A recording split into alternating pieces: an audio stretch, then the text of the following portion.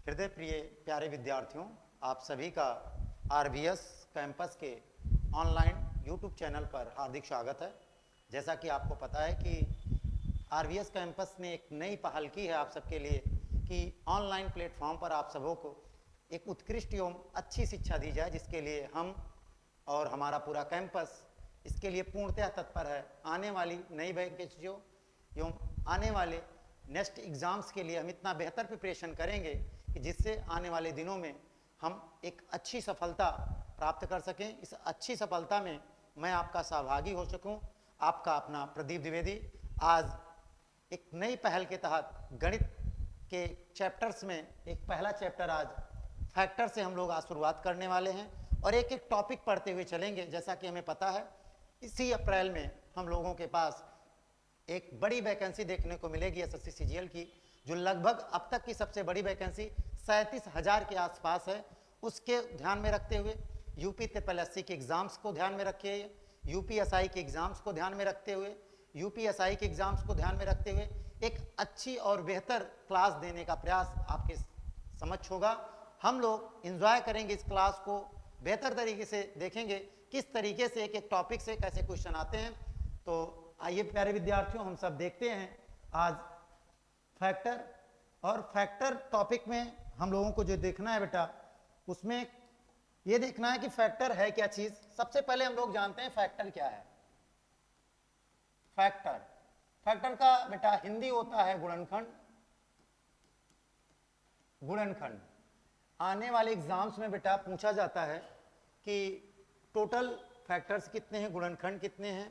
हमें यह बताना होता है कि सम गुणनखंड कितने हैं, विषम गुणनखंड कितने हैं, भाज्य गुणनखंड कितने हैं, अभाज्य गुणनखंड कितने हैं। इन सारे पहलुओं पर हम लोग एक एक करके बातें करेंगे। सबसे पहले हम लोग जान लेते हैं फैक्टर क्या है।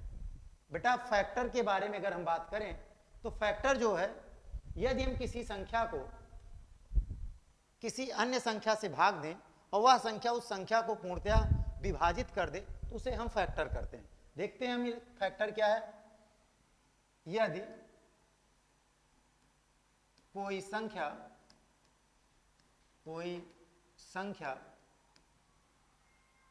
p किसी संख्या n को पूर्णतया विभाजित करती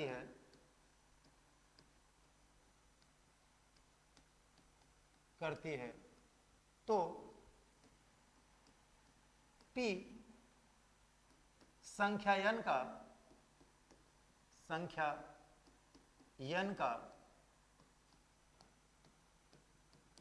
गुणनखंड होती है।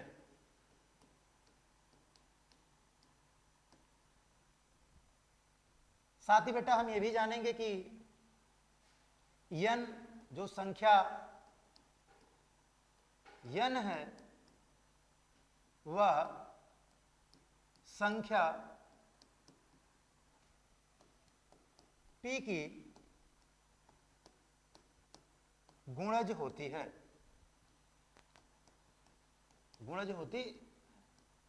तो बेटा अब हम इसे देख लेते हैं कि किस तरीके से हम इसे समझते हैं। मान लेते हैं हम कोई एक संख्या 12 है, तो हम इस 12 को देखें कि किन किन संख्याओं से पूर्णतया विभाजित हो जाएगा। तो हमें पता चलेगा 1 से पूर्णतया विभाजित हो जाएगा, 2 से पूर्णतया विभाजित हो जाएगा, 3 से पूर्णतया विभाजित हो जाएगा, 4 से पूर्णतया विभाजित हो जाएगा, 6 से पूर्णतया विभाजित हो जाएगा और 12 से पूर्णतया विभाजित हो जाएगा। इसका मतलब है जो 1, 2, 3, 4, 5 और 6 इस संख्या 12 को पूर्णतया विभाजित कर रहे हैं, ये सभी 12 के गुणनखंड हैं। अगर हम बात करें बेटा कि गुणज की, तो हम कहेंगे बेटा कि जो 12 है वह संख्या 1 का भी गुणज है, संख्या 2 का भी गुणज है, संख्या 3 का भी गुणज है, इसी प्रकार संख्या 12 का भी गुणज है। तो अगर बेटा हम गुणनखंड की बात किए, 1, 2, 3, 4, 6 और 12, ये 12 के क्या है, फैक्टर हैं। अगर हम बात करें किसी संख्या के गुणज की, जैसे मुझे लिखना हो 4 का गुणज, 4 का गुणज लिखना है तो बेटा 4 का गुणज 4 होगा, 8 होगा, 12 होगा, 16 होगा। ये सारी चीजें बेटा क्या कहलाएंगी? गुणज कहलाएंगी। तो बेटा हमें पता चला कि गुणनखंड क्या है। गुणनखंड बेसिकली बेटा उस संख्या को पूर्णतः विभाजित करता है, और जो गुणज होता है वो उस संख्या का गुणज होता है, उस संख्या का पूरा पूरा उसको संख्या से कट जाता है, तो हम उसे क्या कहते हैं? गुणज कहते हैं। आइए बेटा हम लोग देखते हैं कि जैसे हम इस चैप्टर के प्रश्नों की बात करें, हमसे प्रश्न पूछ लेगा, क्वेश्चन पूछेगा हम लोगों से। किस रूप में बेटा? क्वेश्चन पूछेगा हम लोगों से कि संख्या 40 के सभी गुणनखंडों की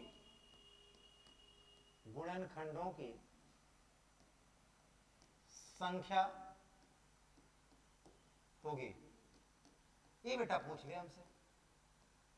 अगर बेटा हम जाएंगे 40 के सबके सब गुणनखंड लिखेंगे, फिर उसको काउंट करेंगे तो हमें बहुत टाइम लगेगा, बहुत समय लगेगा। इसलिए बेटा हम लोग एक सुफिशिएंट तरीका देखते हैं। तरीका क्या है बेटा? तरीका क्या है बेटा? हमारे पास तरीका क्या है? जैसे कि मुझे किसी संख्या का गुणनखंड ज्ञात करना है। मान लेते हैं बेटा कोई इस प्रकार की संख्या लिखी गई है, p की पावर a इंटू q की पावर b इंटू r की पावर c। तो इसके सभी गुणनखंडों की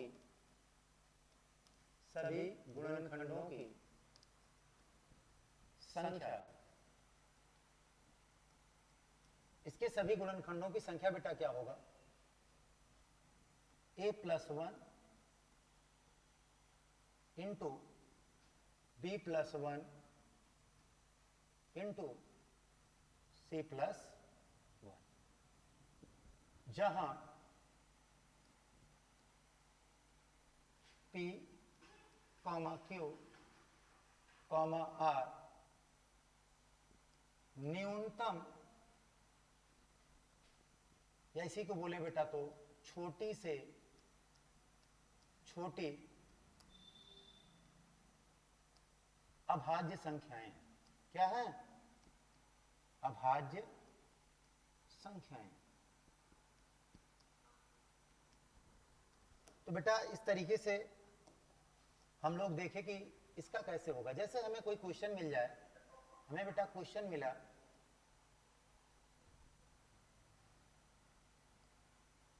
25 के सभी गुणनखंडों की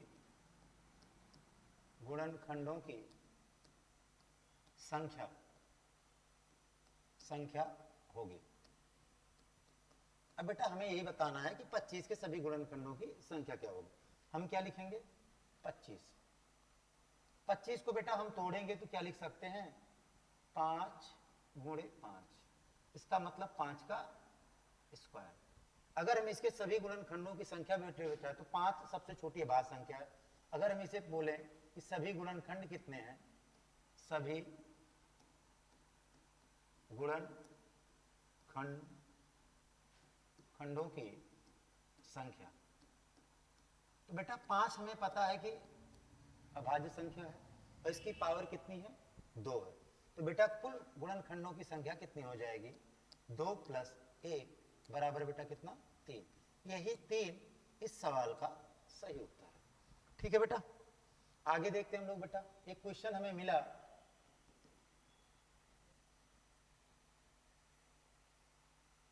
चौबीस के सभी गुणनखंडों की 24 के सभी गुणनखंडों की संख्या होगी। 24 के सभी गुणनखंडों की संख्या होगी। तो बेटा हम 24 को कैसे लिख सकते हैं? हम लिख सकते हैं बेटा 2 गुना 4 गुना 8 त्रिका 24। इसे और रूप में लिखें बेटा तो हम लिख सकते हैं 2 की पावर 3 गुणे 3। अगर मुझे बताना हो सभी गुणनखंड की संख्या, तो बेटा कुछ करना नहीं है। 2 और 3 छोटी अभाज्य संख्याएं हैं और हमें पता चला कि 2 की पावर कितना है, 3 है। मैंने लिख लिया 3 प्लस का 1 गुणे 3 की पावर बेटा 1 है, हमने लिखा 1 प्लस 1, तो बेटा हमें मिल गया 4 गुणे 2 इक्वल्स। यही बेटा हमारा सही आंसर। ठीक है, आगे देखते हैं बेटा और कैसे क्वेश्चंस हो सकते हैं। क्वेश्चन आया बेटा एग्जाम में 120 के सभी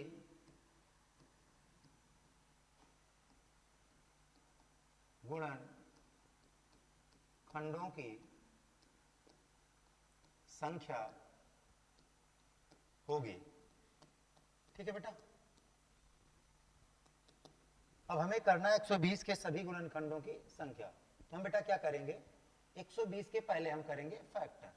कैसे करेंगे, 2 दूना 4 दूना 8 दूना 16 8 त्रिक का 24 पंचे 120। ठीक है, अब ये बेटा हो गया, तो इसे हम लिखेंगे 2 की पावर 3 गुणे 3 और गुणे 5। टोटल फैक्टर कितने होंगे बेटा, टोटल नंबर ऑफ फैक्टर बेटा कितने होंगे, 2 की पावर 3 है, 1 जोड़ दो, कितना हो गया, 1 जुड़ के 4 गुणे 3 की पावर बेटा कितना है, 1 है, 1 जोड़ दो, कितना हो जाएगा 2 गुणे 5 की पावर बेटा कितना है 1, 1 जोड़ दो बेटा, कितना हो जाएगा 2, कितना आ गया, गुणा करा लेते हैं, 4 दूना 8 दूना 16, तो बेटा हमें कितना मिल गया 16। यही 16 सही आंसर है।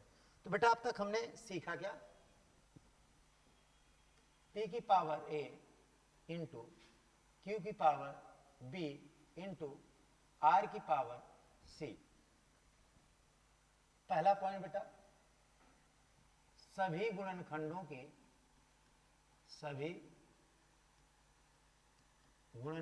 की संख्या बेटा कितना होगा, मैंने कहा कि पावर में बस एक एक जोड़ते चलेंगे, a plus 1 into B plus 1 into C plus 1 का। लेकिन बेटा अगर इस रूप में आ जाए, हमें 2 की पावर a इंटू क्यू की पावर b इंटू आर की पावर c के समगुणनखंडों की संख्या। क्या पूछ ले बेटा, समगुणनखंडों की संख्या पूछ ले। अगर बेटा हम लोगों से समगुणनखंडों की संख्या पूछ ले तो क्या करना है बेटा, बस इस a को जो है a के रूप में ही रहने दो और b में एक जोड़ दो, c में भी एक जोड़ दो बेटा, तो कितना हो जाएगा a into B plus 1 into C plus 1। ठीक है बेटा, अगर हमसे बेटा पूछ ले कि 2 की पावर a इंटू क्यू की पावर b इंटू आर की पावर c के विषम गुणनखंडों की संख्या, विषम गुणनखंडों की संख्या, मुझसे विषम गुणनखंडों की संख्या। तो बेटा हमें क्या करना है, 2 को छोड़ देना है, 2 की जो भी पावर लिखी उसे क्या करना है, छोड़ देना है। क्यों छोड़ देना है, इसलिए छोड़ देना है क्योंकि जब बेटा 2 को ले लेंगे और किसी संख्या में जाके गुणा कराएगा तो आ जाएगा सम। तो 2 की पावर a को हम छोड़ देते हैं, बाकी बेटा क्या लिखते हैं, b plus 1 into C plus का 1। ठीक है बेटा, अब हम देख लेते हैं, कुछ क्वेश्चन कर लेते हैं, तब फिर हमें ये बात बिल्कुल समझ में आ जाएगी कि हम कैसे सभी गुणनखंड निकालेंगे, कैसे समगुणनखंड निकालेंगे और कैसे हम विषम गुणनखंड निकालेंगे। ध्यान क्या रखना है आपको बेटा, जो पी क्यू आर लिखे गए हैं ये सूक्ष्मतम अभाज्य संख्याएं होंगी। बेटा लिख लेते हैं, जहां जहां जहां बेटा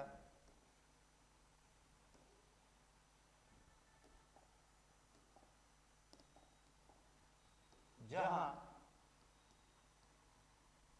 P, Q, R न्यूनतम अभाज्य संख्याएं हैं। क्या है बेटा? न्यूनतम अभाज्य संख्याएं। ठीक है, आइए अब हम क्लास में एक क्वेश्चन देखते हैं बेटा। ये क्वेश्चन आया यूपी टेट 2018 में 100 के सभी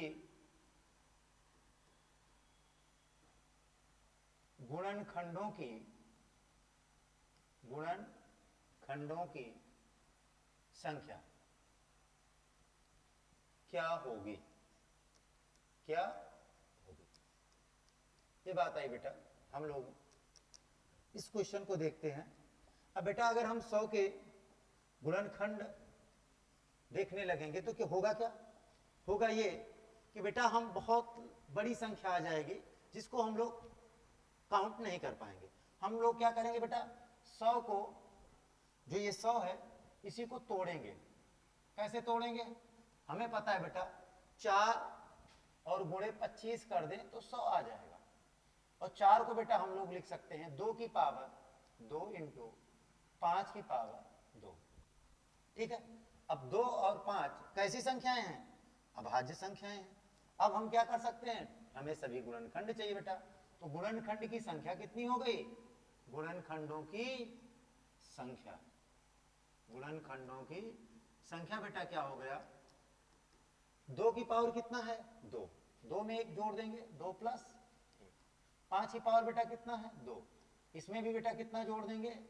2 प्लस 1 कर देंगे। कितना आ गया बेटा? 3 गुणे का 3 बराबर बेटा कितना आ गया? 9। ये तो प्रश्न बेटा आया था। अगर इसी प्रश्न में बेटा आगे पूछ लेता कि विषम गुणनखंड की संख्या, क्या पूछ लेता हमसे? विषम गुणनखंडों की संख्या, तो बेटा हम लोग क्या करेंगे? सम को छोड़ना पड़ेगा। सम को छोड़ने का मतलब हमें 2 पूरा छोड़ देना पड़ेगा। 5 की पावर 2 है तो बेटा 2 प्लस 1 यानी कितना आ गया बेटा? 3। तो बेटा कितने हो जाते गुणनखंड? 3 हो जाते। ठीक है, नेक्स्ट क्वेश्चन देखते हैं बेटा। हम लोग देखते हैं, क्वेश्चन लिखते हैं बेटा। क्वेश्चन क्या है? 150 के सम व विषम गुणनखंडों की संख्या होगी। ठीक है, 150 के सम व विषम गुणनखंडों की संख्या होगी। तो बेटा 150 को हम तोड़ लें। 150 को बेटा हम लोग कैसे लिख सकते हैं? हम लोग बेटा लिख सकते हैं 150 बराबर 3 गुणे 50 हो जाएगा। 50 को तोड़ देते हैं बेटा, तो 3 गुणे 2 गुणे 5 गुणे 5। ये बेटा बना क्या? 2 गुणे 3 गुणे 5 का स्क्वायर। हमें चाहिए सम गुणनखंड। क्या चाहिए? सम गुणनखंडों की संख्या। तो बेटा हम क्या करेंगे? जो 2 की पावर है उसमें हम कुछ ऐड नहीं करेंगे। 2 की पावर 1 है तो बेटा हम क्या लिख लेंगे? 1 गुणे 3 की पावर बेटा कितना है? 1 है। हम बेटा क्या करेंगे?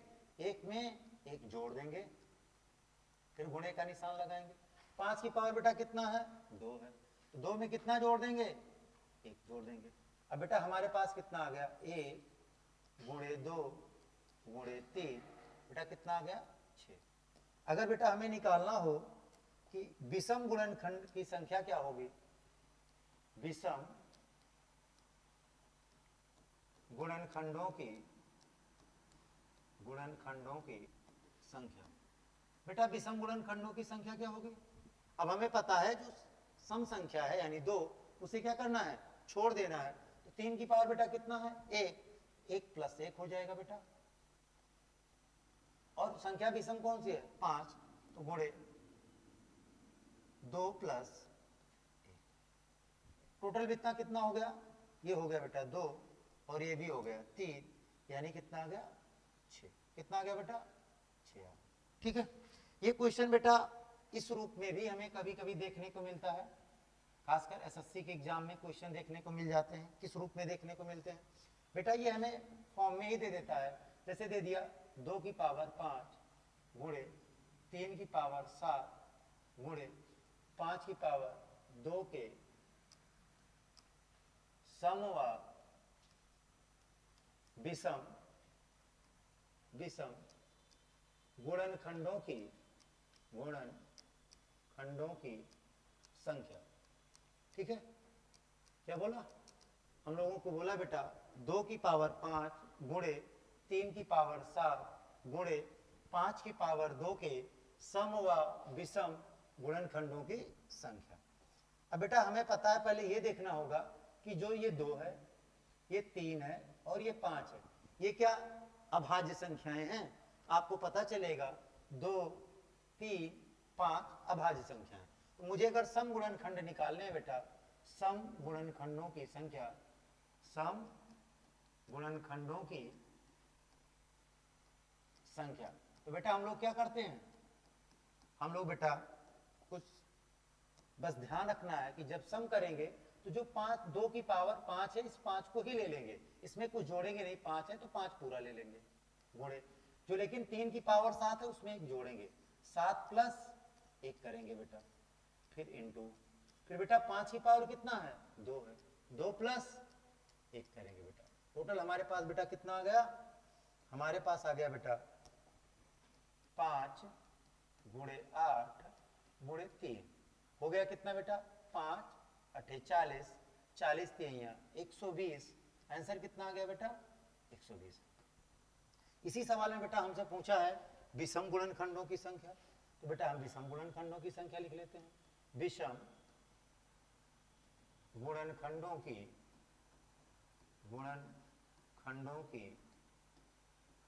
संख्या, बेटा विषम गुणनखंडों की संख्या क्या होगी। मैंने कहा था सम जो 2 है, इस 2 की जो है, इस पूरे को 2 को हम छोड़ देते हैं, तो बचेगा क्या बेटा 3 की पावर 7 है, तो 7 + 1 गुणे बेटा 5 की पावर कितना है 2, तो 2 + 1, बेटा कितना हो गया हमारे पास 7 और 1 जुड़ के 8 गुणे 3, यानी कितना आ गया बेटा 24। तो बेटा विषम गुणनखंडों की संख्या कितनी आ गई 24। ठीक है, तो इस प्रकार से बेटा आज हम लोगों ने कितना सीखा है,